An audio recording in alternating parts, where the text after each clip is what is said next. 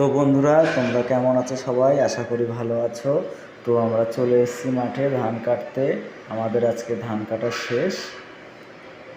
তো ধান কেটে এখন বাড়ি যাচ্ছি। প্রচণ্ড রোদ উঠেছে, দেখতেই পাচ্ছ পুরো মাঠ ফাঁকা হয়ে গেছে, খালি হয়ে গেছে। দেখো ধান কাটা শেষ, পাখিগুলো কত সুন্দর উঠছে। খোলা আকাশ, দেখো পাখিগুলো উঠছে, দেখতে খুব সুন্দর লাগছে। আর পাখি ধান কাটা শেষ, পাখিগুলো এখন পোকা যেগুলো ধান পড়ে থাকে সেগুলো খায়, সেই জন্য অনেক পাখি হয়েছে। দেখো কেমন উঠছে, কত সুন্দর দেখতে, ভালো লাগছে। এই যে ধানের আটিগুলো পড়ে আছে জমিতে, এই আটিগুলো ধান কাটা শেষ এক জায়গায় জড়ো করতে হয়। দেখো পাখিগুলো কত সুন্দর উঠছে, দেখতে খুব ভালো লাগে এইগুলো পাখিগুলোকে। কেননা যখনই মাঠে আসি খুব ভালো লাগে, পাখি অনেক কিছু দেখা যায়, খোলা হাওয়া, খুব ভালো লাগে। তো বন্ধুরা, যে ধানের আটিগুলো দেখো আলিতে রাখা আছে, ধান শুয়ে পড়েছিল, তো কাটতে খুব কষ্ট হয়েছে। কৃষকের কষ্ট কৃষকই বুঝবে। দেখো আটিগুলো, ধানের আটিগুলো আলিতে রাখা আছে, জমিতে জল আছে, কাদা আছে, এর মধ্যে শুয়ে পড়েছে ধান, খুব কষ্ট করে কাটতে হয়েছে।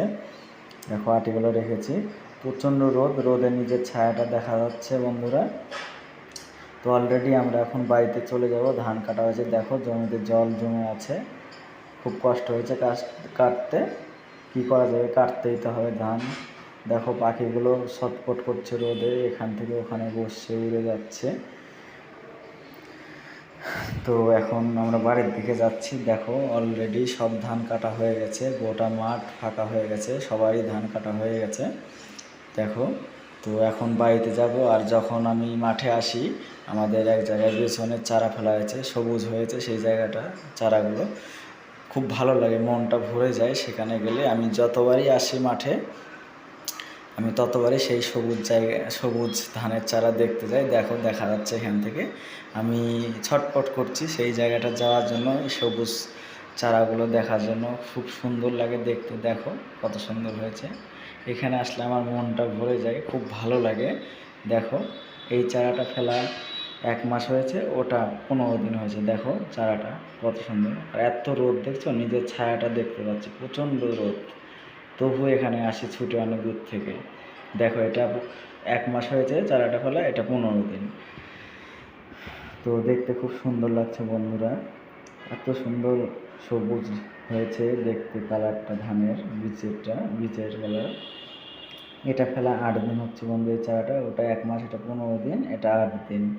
এটাও আগের মতন ভরপুর চারা হয়ে উঠবে, বিছানো হয়ে উঠবে।